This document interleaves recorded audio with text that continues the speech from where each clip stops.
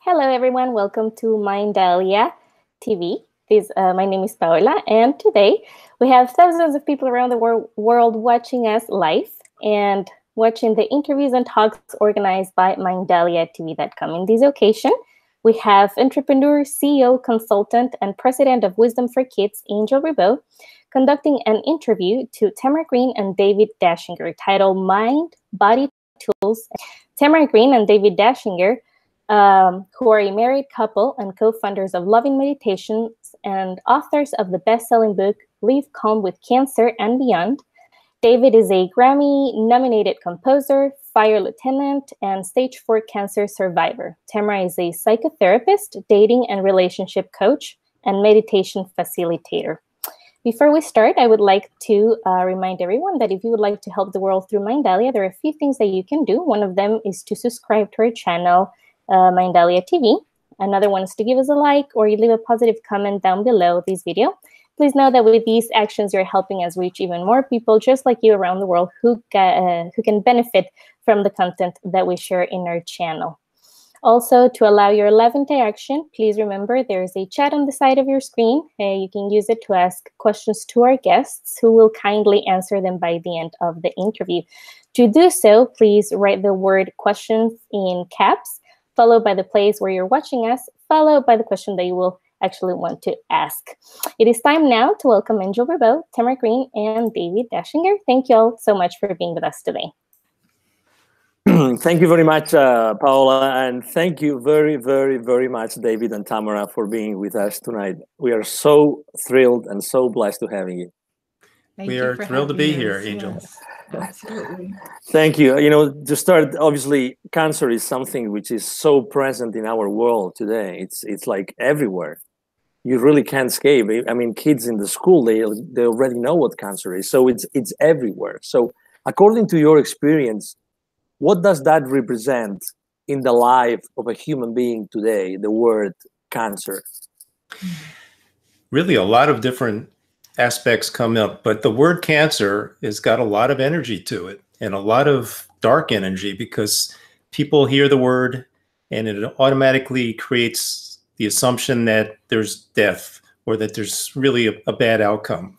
And so this has been going on for years. Originally, when cancer was a disease that was not as prevalent as it is today, doctors would not even tell their patients they had cancer. And then over time, as treatments developed and as diagnostics developed, the word became used more commonly. And now we see it as an epidemic. You hear every day, you find out someone you know or someone you love has got cancer.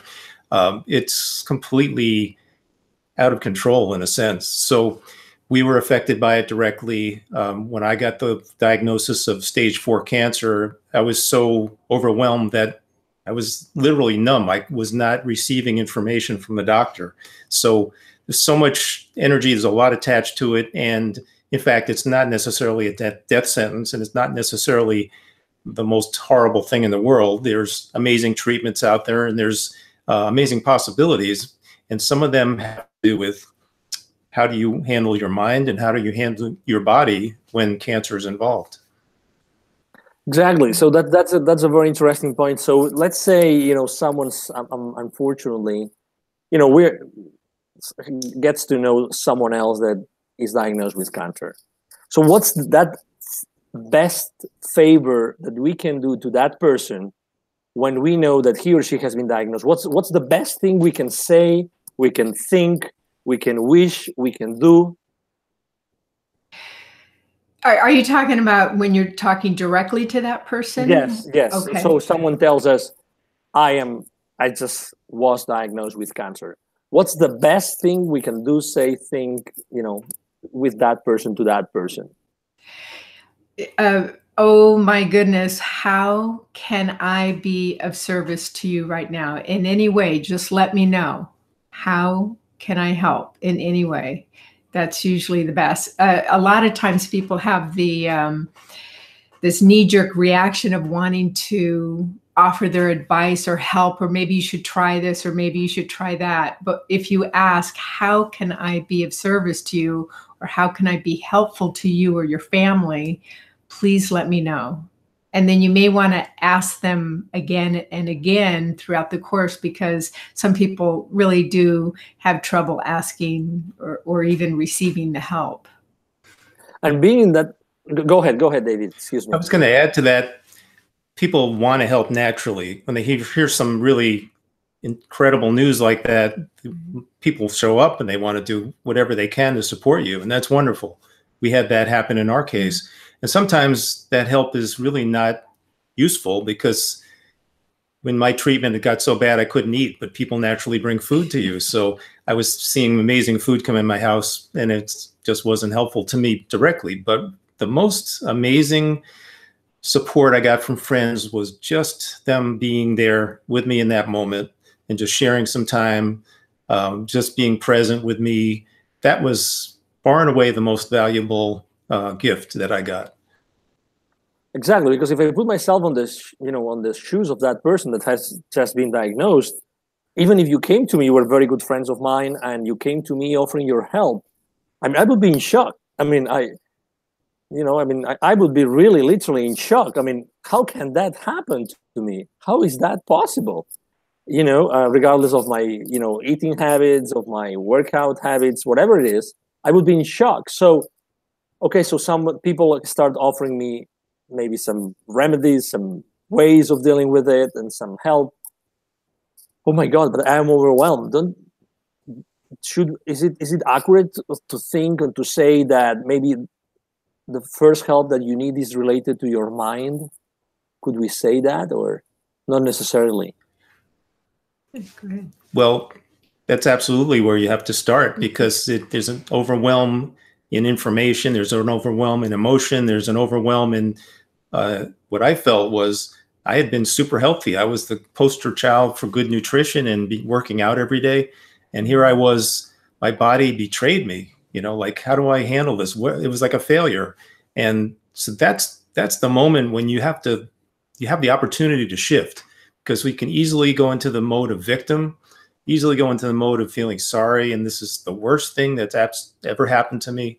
Or you can make the choice, how can I do this different and have a different experience, be the active participant rather than just, I'm showing up for my treatment, I'm showing up to the doctor, and they're going to fix everything for me. So when you make the choice to be an active participant, then you have a lot of options open.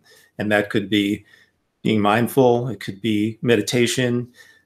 I chose to view this as an extreme adventure, like a survival adventure. I was always a fan of, people that survived in the Arctic, or who climbed a mountain, and survived death at right behind them. So this was like, wow, okay, if I turn this into like, what's my body capable of? How can I get through this with the greatest amount of ease, even if it's really horrible? And what other tools do I have that's going to help my mind and my body? Then all of a sudden it shifted and became like a journey of discovery and self-discovery, rather than just this horrible fate that had, come upon me. Are you still living an adventure, David? I am. I am blessed in many ways, and one of our adventures is loving meditations, and I've have many others. Yeah, life is full of opportunities to have adventures. Did you come to any conclusion at all about what our body is for all of us, for every one of us? What is really our body? What's an amazing thing? Like we like to think that the body and the mind are separate, and like, we take care of our mind. We're mindful. We meditate. We get we get our mind clear. But then sometimes we forget that the body is there with us all the time, and it's truly a gift. And we forget to communicate with it, and we forget that the body is always talking to us. So it could be something really simple, like I ate something and now my stomach doesn't feel well. The body's telling us something. It didn't like that food or something in there. So we can open an amazing channel to our body and become more aware of what it likes, what it doesn't like, what makes it feel good, what brings it joy. And when we make the mind and the body more of a cohesive unit, then we can experience life on a different level. Mm-hmm. All right. So in your discovery, what was the toughest, let's say, realization about your body? Because you said you were healthy and you were working out, Oh my God, you are. I mean, you are probably at the 0.5% of the worldwide population, right? And you still got cancer. So, was there something that you had to forgive yourself about? Because I mean, you were rocking it, right? Tamara, was he rocking it? I mean, Totally and completely. Exactly. He's always been rocking it. But it's a great question. You want to tell us? Yeah. So that's part of the deep exploration of like, again, like, okay, there's a disappointment almost. There's I'm feeling almost betrayed by your body. And so what can I learn from that? Like sometimes it's really connecting the dots, like where was the cancer? Okay, the cancer was like in this part of my head and neck. And I connected it to something having to do with speaking my truth.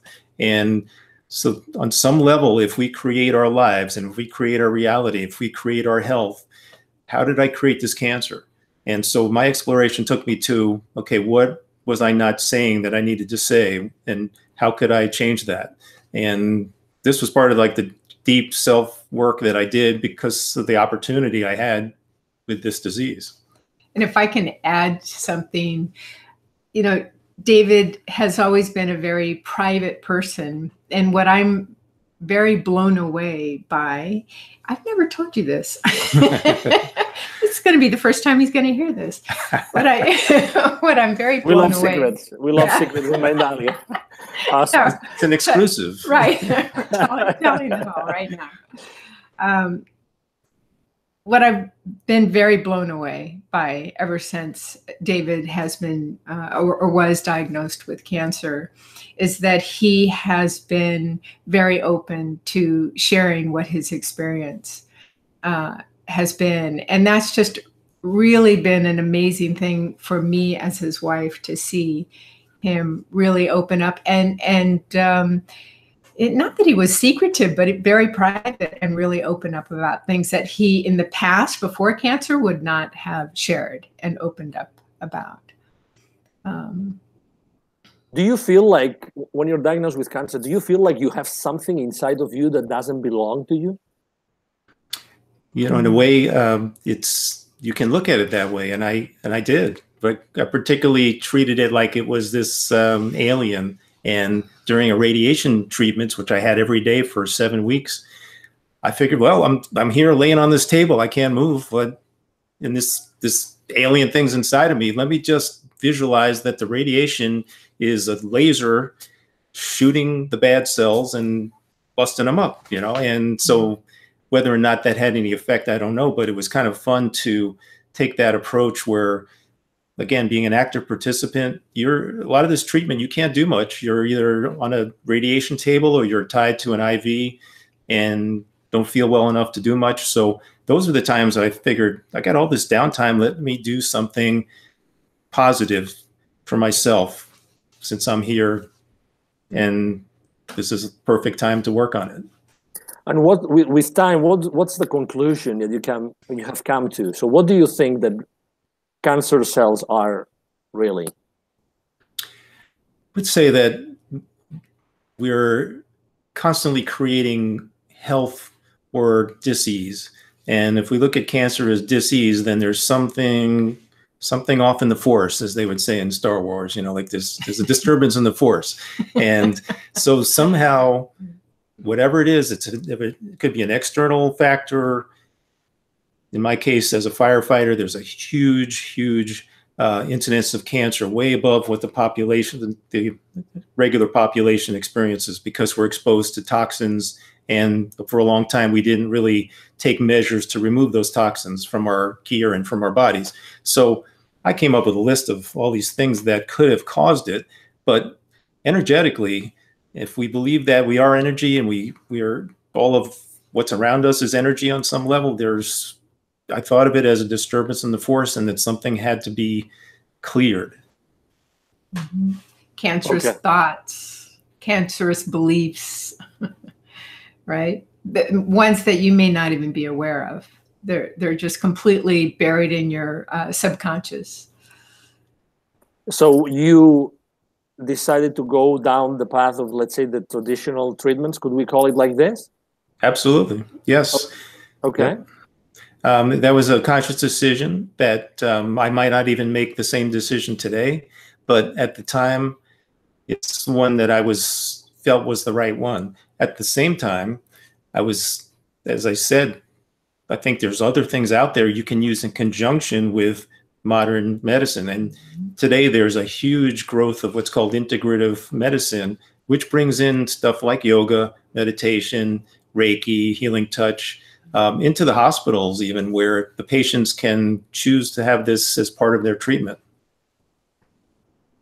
And so you said that maybe today you wouldn't pick the same path. Why would you pick a different one?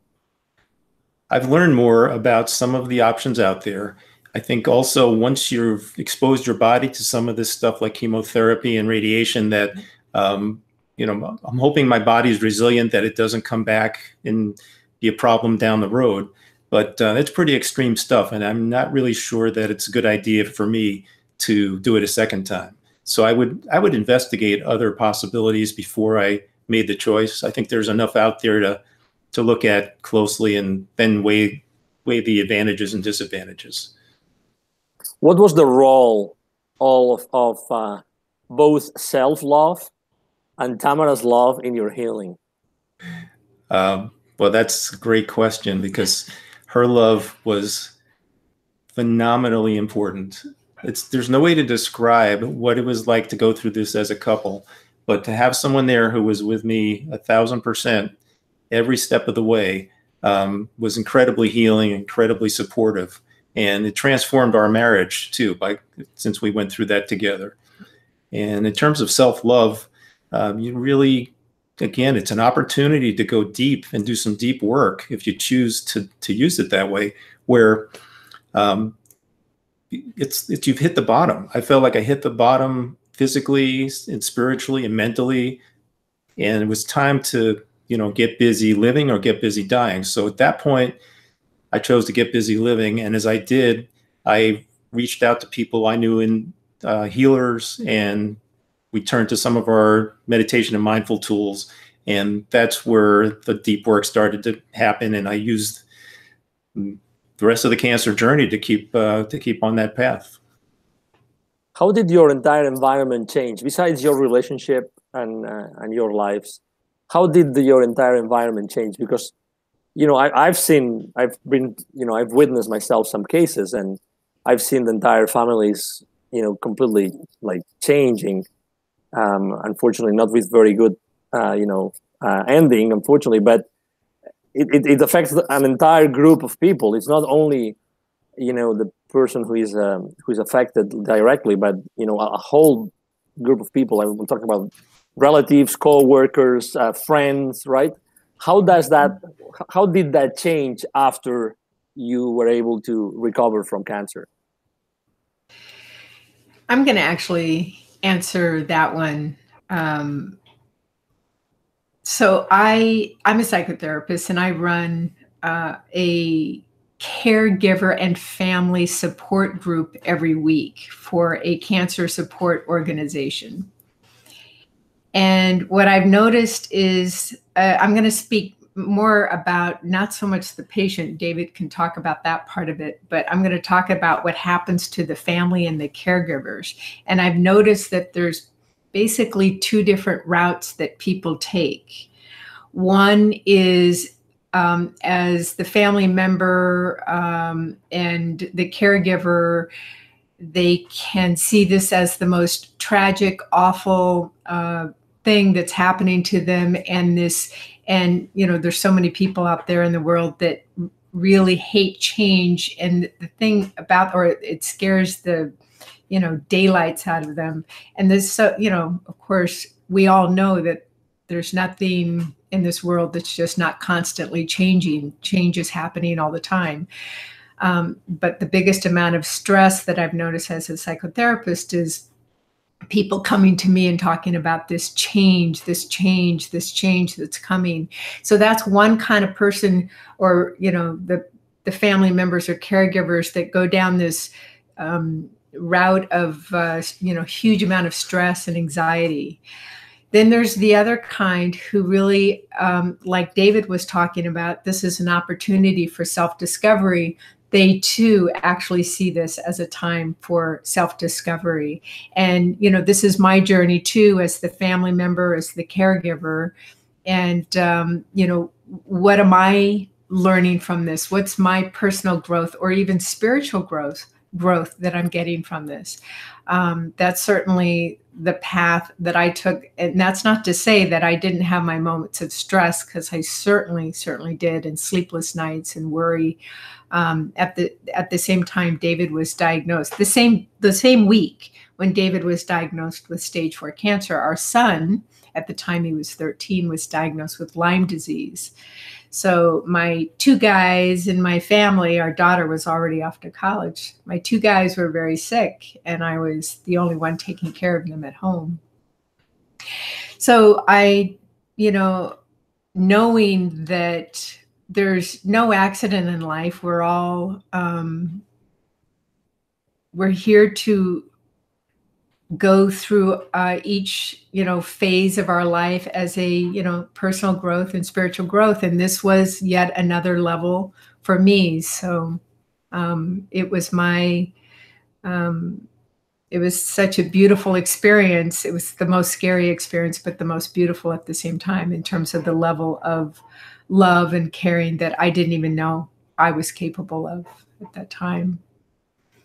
So obviously it's clear to me that you're helping, people diagnosed with cancer every single day. Tamara, are you also doing the same? David, are you able to, all these hard-learned lessons, are you able to share them somehow with the world? Are you able to do that today? Well, exactly. The outcome of this whole cancer journey, our cancer journey, was to come to a place where we had a doctor tell us that he wanted the same thing that worked for us for his patients. And at that moment, we discovered Loving Meditations was born.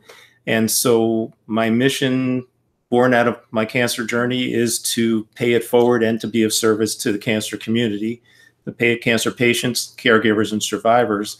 And we do it in a few different ways, but we created an app with meditations that are specifically for cancer patients and caregivers and survivors. And we design and create these meditations based on personal experience, because we know what they're going through. So a cancer survivor has to keep going for scans every 6 months, say, to check that their body's clear of cancer.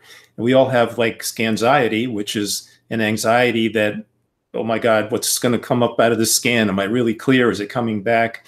And just being inside of a MRI machine sometimes is very intimidating. So we have a meditation for scanxiety, and we have others for improving the experience of chemo. One's for caregivers to help them to recharge. And some are just simple breathing, because breathing's something that if you do it properly, you could really do it anytime in any place. It could be sitting in traffic jam, or waiting online at the store, or sitting in the waiting room waiting for your doctor's appointment. So a whole lot of our mission is really to help people kind of get back into their bodies, get centered, not get too stressed out. I mean, everybody's going to get stressed, but to kind of pull in the stress a little bit, like tone it down a little bit, so that they can be present and more receptive, and hopefully more calm while they're going through this incredible experience. Is there like one source of information, one source of, I don't know how to say it, of hope that people can go to? Because again, probably you have some numbers, right? How many people are diagnosed with cancer in the US alone? Do you know that every year? Do you know the number? Yeah, I know we've said it in our book, but it's a huge number. It's worldwide. It's epidemic. And so it's the kind of thing that every day we meet more people that are involved in some kind of mission in the cancer world. It's amazing what people are coming up with creatively. I mean, stuff for kids, stuff for things along the lines of tattoos, temporary tattoos, or something you could put over the chemo bag that instead of saying, this is a medicine, it says that this is like, this is special, magic potion that's going to help you feel better. There's some really creative people out there doing stuff to help those that are handling cancer. So it's so inspiring. We have conversations literally daily with other thought leaders and other really dynamic people who are committed to making the world a better place by making cancer less of a difficult situation. You mentioned spirituality. What happens when people are not spiritual, but they're in the middle of the situation? So what if they don't believe in spirituality, or they're agnostic, or they don't believe in any religion? What can we tell them? What if they are very, very attached to their bodies? What would you tell them that would help them, to gain some hope and to be on a path to recovery? That's a really great question. Do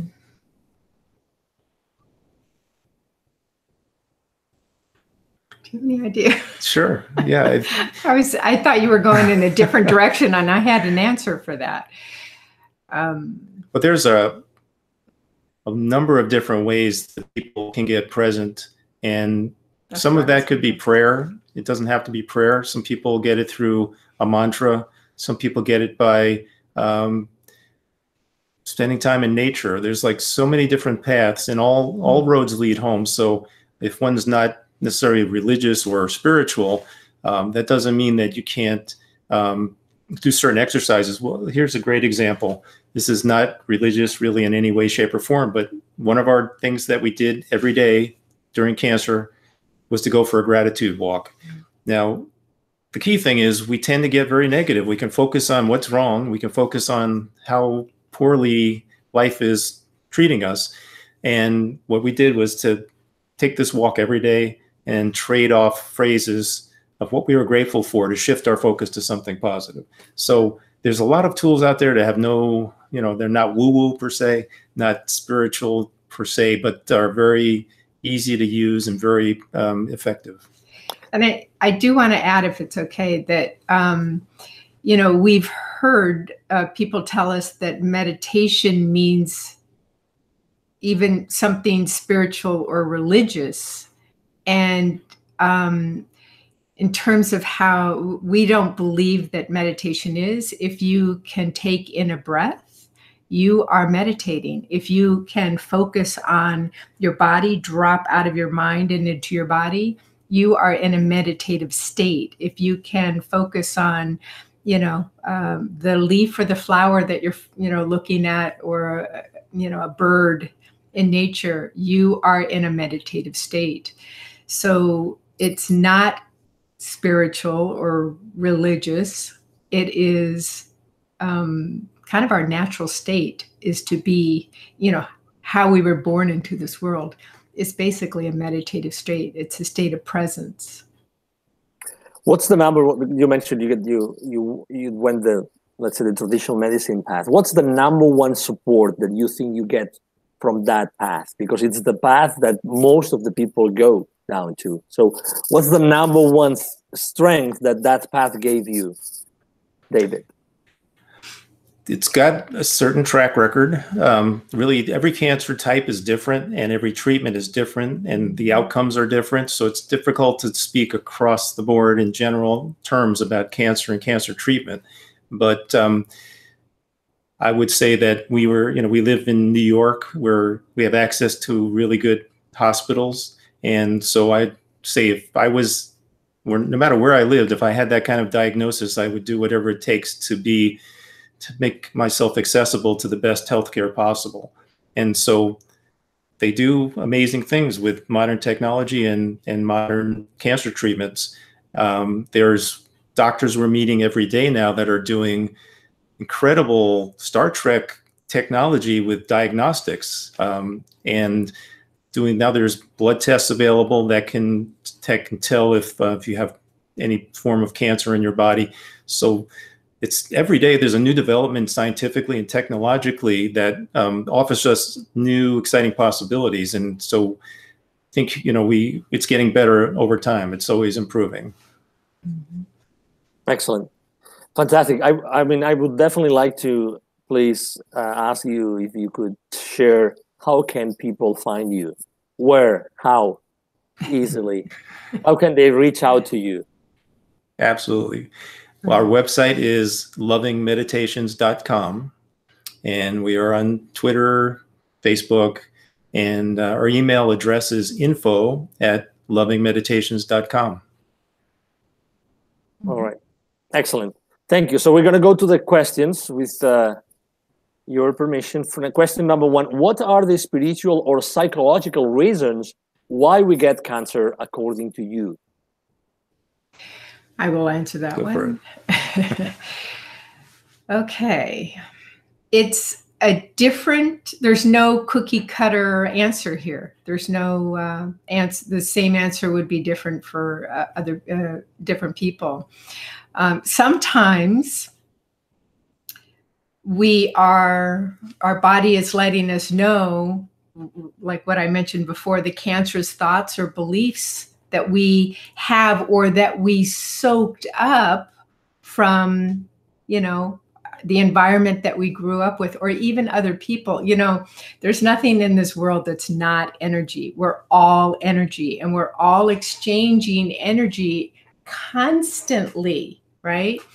So we are actually soaking up other people's energy that doesn't even originate with us. And so what if it's even, the more cancer becomes an epidemic, the more people get scared of cancer. And then when you get scared of something, right, it's almost like you can be a magnet to it. And that's why one of the reasons why we're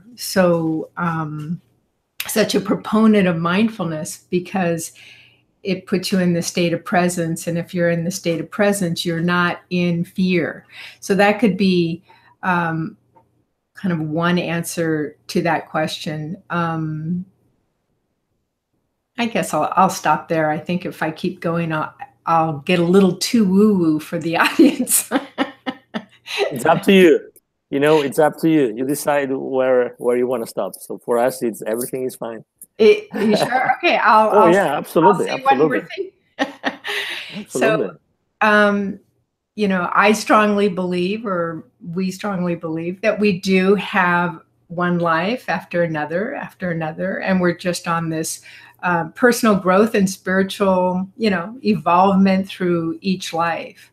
And some, lives we have some things that are unresolved from previous lives. And sometimes a cancer diagnosis, it comes into the picture because we're just clearing something up from another life. Mm-hmm. So. Okay, excellent. Thank you. Next question. How can we support our loved ones who have cancer? Okay. Great question. So you really want to, in fact, maybe I want to teach something that I did with David. Now, when we wrote a book about our experience, and I go in quite a bit of detail about this particular process called the loving touch process. But as a family member or a caregiver or a friend, a loved one who's going through cancer, you can actually look at them with so much curiosity, or be with them with so much interest, so much curiosity, so much admiration, so much compassion, that what happens is you activate your own state of love. And when you're in the state of love, that person absolutely feels that. It's actually healing, not only for you, but it's very healing. It feels very good to that person who has cancer, as David certainly talked about in our book. And so that is a beautiful thing. And anyone and everyone can do it. You don't have to be skilled. You just really take a moment and get very present, and take deep breaths to get present, but then really start thinking of them or being with them, and in such a curious and interested way. It's amazing what happens. Excellent. Thank you. Next question. I am a former nurse, and a lot of times I get patients with cancer. What would be a good way to approach them that does not feel cold? Yeah, again, it really comes down to being present with someone like that. It's easy to take on the role of being the healthcare provider, and there's a lot of we can get separated from the people who are taken care of. But again, like sometimes we have to forget about doing and focus on being instead of doing something for somebody or having an identity of I'm a doctor, I'm a nurse, I'm a paramedic. Just be, and be a human being in that moment with that person, sharing the space, sharing the tears if it's tears, sharing the discomfort. That to me in my journey was the most important thing, when a nurse smiled and just spent a moment with me, took time out of her busy day to just be with me for a minute. That kind of thing was huge. And I think that would go a long way in patient care. Excellent. Thank you. Next question. What was that one thing that saved your life? Wow. That's a big question. Yeah. The one thing I would have to say, it was the love that I got from Tamara. Really saved my life. It was just huge. And, it made me believe that anything was possible. And that, but from the lowest point, that gave me the inspiration and the motivation to stick it out, go for one more treatment, and to want to live, to be part of life. And I'm going to answer that by saying, when he received my love, I could really feel him just relaxing and allowing me in. And that was so helpful for me as a caregiver during that time. So receiving is not an easy thing for a lot of people. So for him to receive, that was my life-saving moments with him during this time. Awesome. Thank you. Thank you for sharing that. What tools can you recommend to caregivers who work with kids? Caregivers who work with kids with cancer, I'm assuming, right? Yes, exactly. With cancer, yes. So here's the fascinating thing about kids. They're pretty good about being present and just kind of going along, right? So really the ones that are struggling more are the caregivers. They're the adults. We have a friend who works with children with cancer in a hospital, and she goes to their bedside and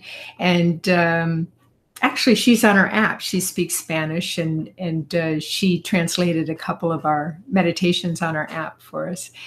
Lovely woman. And she said that the kids immediately would just, the meditation, she would start the meditation, the kids would immediately get present. But it was the caregivers that really needed that meditation to be calm and less stressed. But the main thing is, again, like what David was saying, be yourself. If you were playful before, be playful now. And if it's hard to get to that point, when you're having trouble going where you want to go, let's say playful, you're nervous, you're upset, you're stressed, by labeling what you're actually feeling, it helps you to get there much faster. If you say, I'm nervous, I kind of don't know what to say or what to do, immediately what happens is you do get present in that moment, and that person that's receiving that tends to be very appreciative for being so honest and authentic. Yeah. Awesome. Thank you. How can you diminish cancer treatment symptoms through meditation or holistic therapies? So we don't claim that meditation per se does that. Really what our aim is to reduce some of the discomfort and some of the stress that people go through. And so there may be people out there that are able to, alleviate cancer in some way, shape, or form, but really what we do is more for the stress part of it, and for the, to make the experience easier in some way for the caregiver and for the patient. Mm-hmm. Excellent. Next question. I am a cancer patient and deal with depression. Mm-hmm. What can you tell me to find hope? Okay, yeah. Depression is, it's a sadness that's trapped. Now, I don't know what kind of cancer this person has. There are, another thing that I like to do with the people that I'm working with who either have cancer or they're caregivers is I do body tapping. Body tapping in certain areas, all over your arm or your head or whatever. But what holds depression the most is right below your ribs on the left side. That's your stomach. And if you tap over that area of your stomach for, I don't know if you don't want to do it over a surgery site or anything like that, or if it's too painful. But if you start tapping over that area just with an open palm or your fingertips, you'll start to release some depressed energy that's stuck there. Sadness tends to come from our stomach. That's something you can do with your body. If you're really depressed, I really do recommend that you get somebody that you can talk to, because by talking is another form of releasing that stuck energy of depression and sadness. And sometimes, more is required or very, very helpful. Sometimes the smallest amount of medication can really help to, release the beginning part of the depression, and then you can really open up and talk easier. So it kind of depends on what's going on, the level of depression, but no question that cancer diagnosis can create depression. So you want to make sure that you're moving your body, getting out, maybe tapping, talking, and don't keep it a secret. Let people know. Yeah. All right. Excellent. Next question. What causes cancer? Well, if we knew that, we'd probably be getting the Nobel Peace Prize. Right. It really could be so many different things. And we did that exploration. When I was diagnosed, I started a list. Okay, well, let's see. I used Teflon pans, and I talked on a cell phone, and I'm a firefighter. I got exposed to stuff that way. And the list just grew and grew and grew. And so I think it could be, it could be something we create on an energetic level. It could be something we're exposed to as a toxin. It could be us trying to heal somebody else, or just picking up something from somebody else. I think it's wide open, and it could be different from one person to the next. Maybe one person is super sensitive to a chemical, or is genetically predisposed to get a certain kind of cancer. So we really, of course, we don't know the answer to that, and science is continually looking for the true answer to that. Yeah. Okay, good. Thank you. How can we grow awareness in society about the real reasons that cause cancer, and meaning the spiritual and psychological ones? So how can we grow awareness in society about the real spiritual and psychological reasons that cause cancer? That's the question. Excuse me. There's quite a number of amazing organizations out there right now. So you can join forces and support these nonprofit organizations that are raising awareness. Let's see, to Cancer Schmancer is a wonderful organization that's very education focused on raising awareness, even focusing on how to prevent cancer, really letting people know what the environmental reasons are for cancer. But really getting involved. If you're really interested in that, that's fantastic. Get yourself involved. please reach out to us. We'd love to connect you in that way at info@lovingmeditations.com. We're very, very happy to answer and, direct you, give you links to organizations that are really great for raising awareness on this Awesome. issue. Mm-hmm. Thank you. Next question. I saw my uncle going out of a chemotherapy session last week. Can chemotherapy be a life sentence?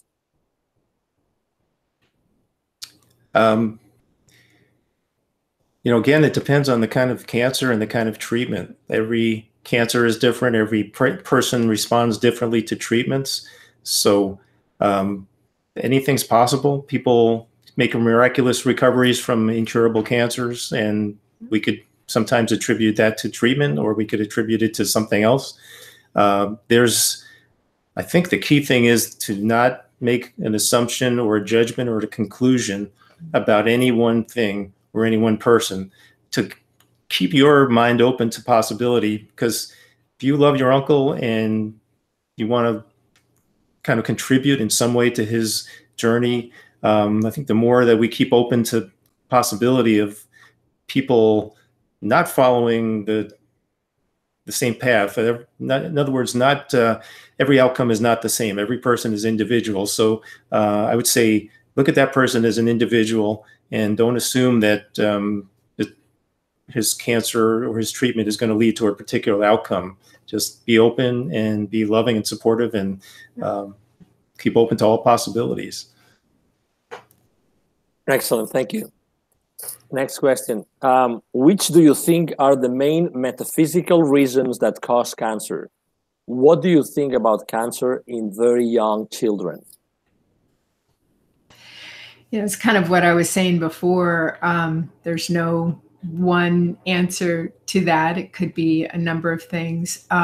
But, for children, sometimes the lesson, the spiritual lesson or the personal growth lesson or the life's lesson is not necessarily for the child as much as it is for the family and the parents.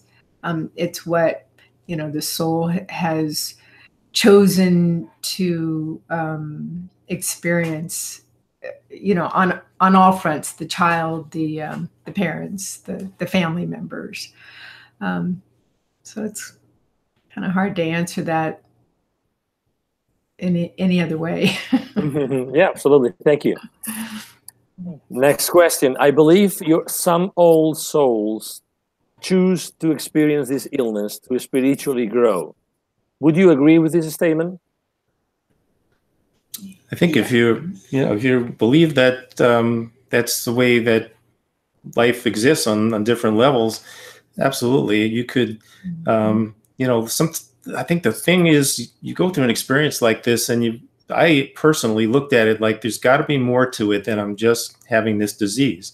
Like there's some other levels to it, and if we start to look at it, more beyond this physical plane, more beyond the nuts and bolts of it, then there's definitely could be other bigger possibilities going on out there. So I don't have a sense of whether this is where this falls in my my spiritual evolution from one life to another, but in this particular life, this is such a central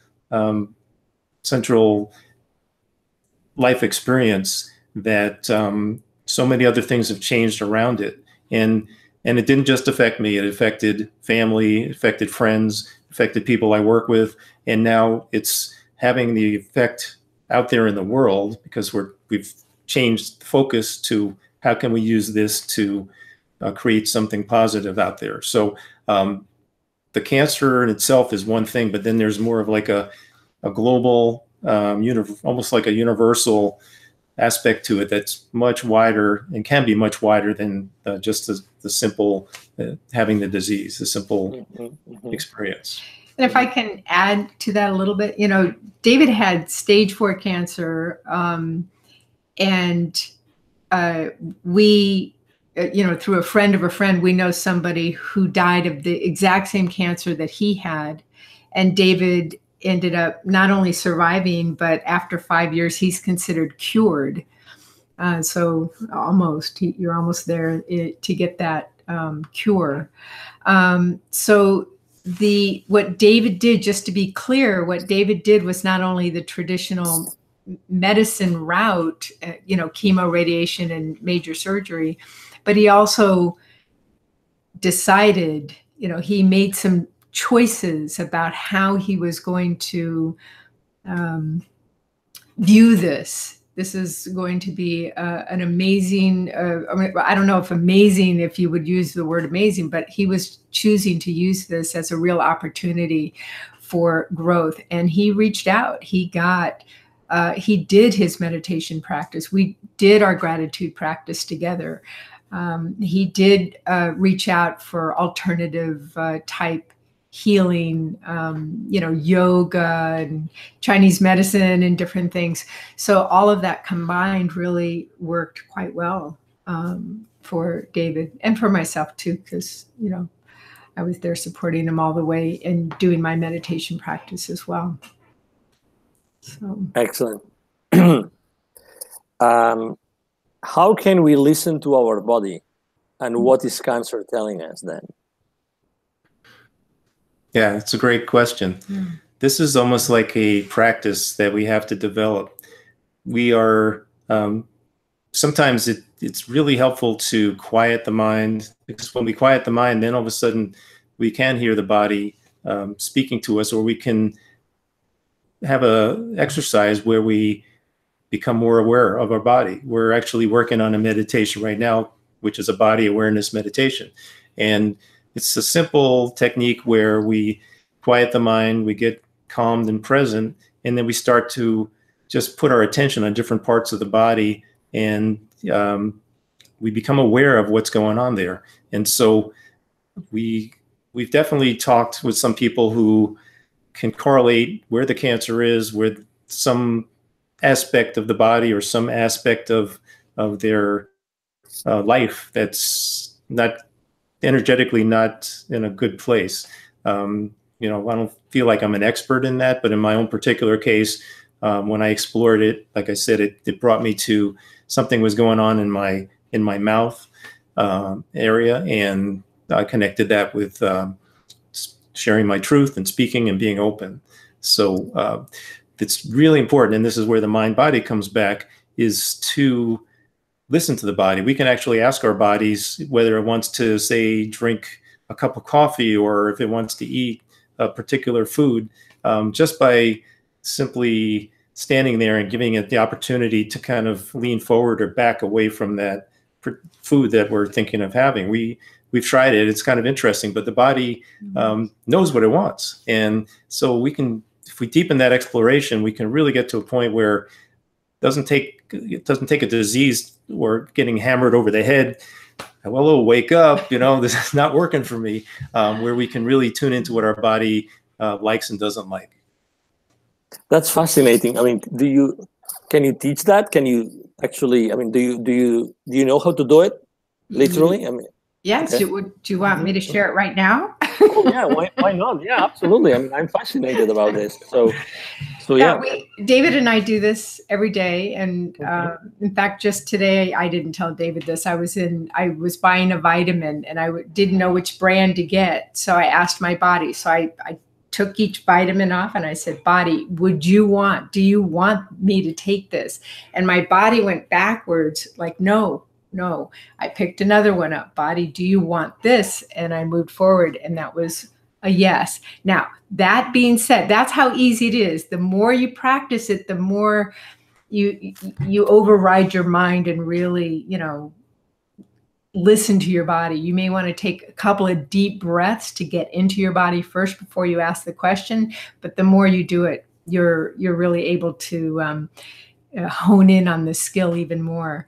But some people actually go backwards for a yes and forwards for a no. So ask your body, hey, body, if the answer is yes, is it a forward? And just really notice where your body is moving.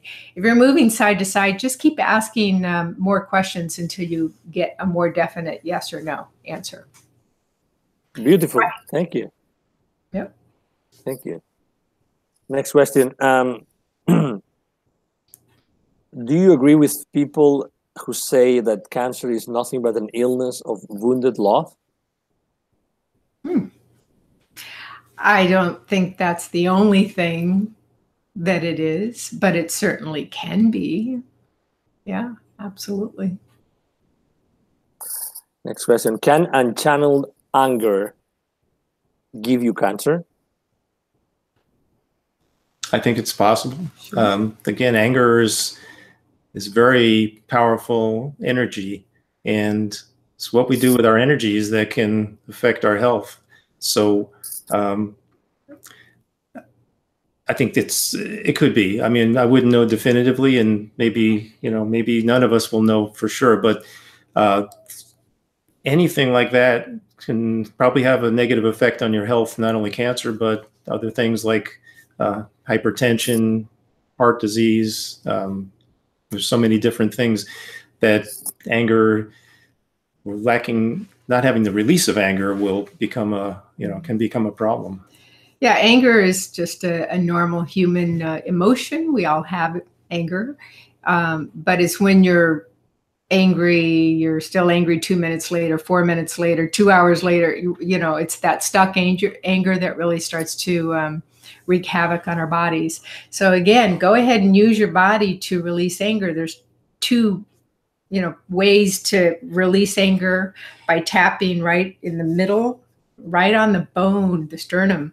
Tap there, or if you want to use your open palm and tap right where your liver is, right under your ribs on the right side of your body.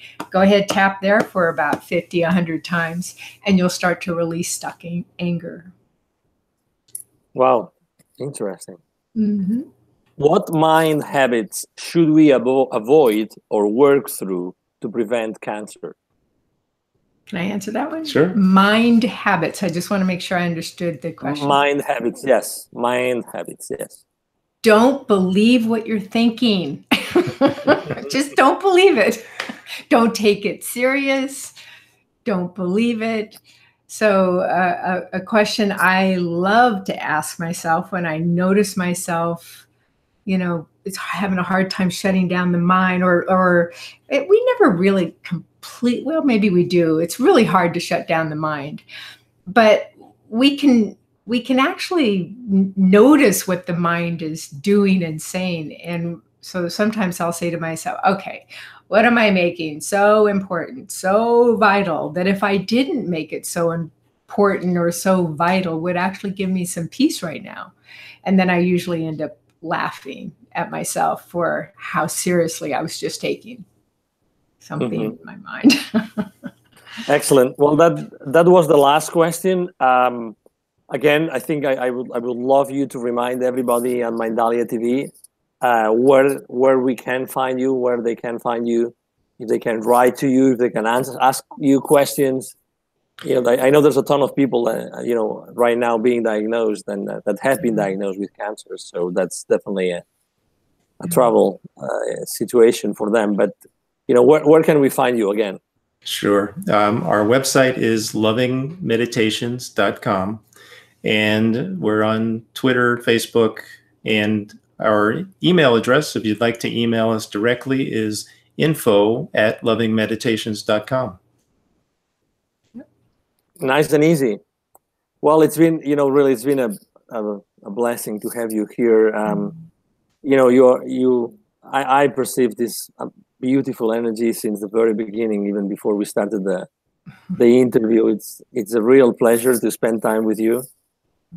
So I don't know how you were before, but right now it's amazing to be around you. Oh. So thank you for sharing. Really, thank you for sharing your story with us. Thank you for, Tamara, for witnessing every single day what's happening out there and the challenges of the families and the people that are suffering from it. And needless to say, David, how lovely and how beautiful it is that you are willing to share your journey with everyone else. So again, Thank you very much for sharing this with Mindalia TV. Thank tonight. you. It's our for having pleasure. us. Thank you, Angel. Real honor. Thank you. Thank you very much. And again, for all of our audience, this is Angel Ribo with Mindalia TV, and thank you very much for being with us tonight. See you soon. Bye-bye.